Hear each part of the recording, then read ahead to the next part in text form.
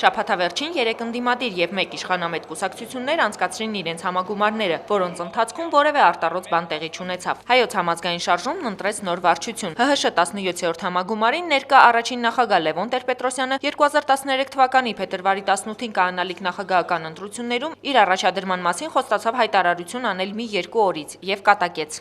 Ես դիմել եմ բոլոր գերտերություններին, Ամերիկային, Չինաստանին, Ռուսաստանին, Եվրոմիությանը, մինչև նրանց հավանությունը չստանամ, ես չեմ կարող դերին պատասխան տալ ձեզ։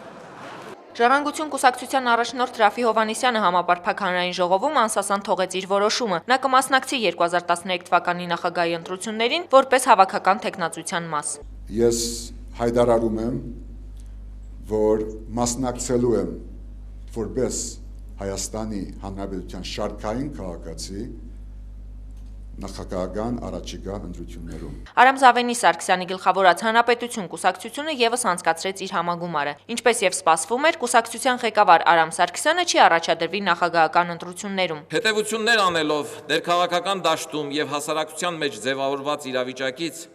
մեր ծրագրերի եւ նպատակների իրագործումը վտանգի տակ չդնելու պատասխանատվությունից ես որոշեցի չառաջադրվել առաջիկա նախագահական ընտրություններում։ Իշխանամետ Օրինաց երկիր կուսակցությունն իր 11-րդ արտահերթ համագումարում հավատարիմ մնաց իր խոստմանը։ Դեռևս 2008 թվականի նախագահական ընտրություններից հետո ես հայտարարել եմ, որ մենք առաջիկա 10 տարիների ընթացքում լինելու ենք Սերժ Սարգսյանի հետ եւ նրա կողքին։ Արթուր Բաղդասարյանը հարկ համարեց անդրադառնալ նաև 2008 թվականի նախագահական ընտրություններից հետո ստեղծված իրավիճակին, նաև փորձ արեց մարտի 1-յան ողբերգական իրադարձություններից առանձնացնել Նիկոլ Փաշինյանին։ Հաստատ այդ շարժման առաջնորդը Նիկոլ Փաշինյանը չէր եւ ոչ էլ մի քանի ազնիվ այլ մարդիկ, որոնք հետագայում հայտնվեցին բանտերում կամ զրկանքների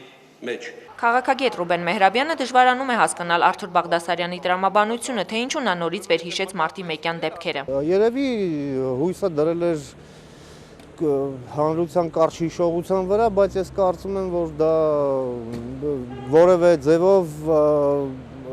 բացատրելի չէր եւ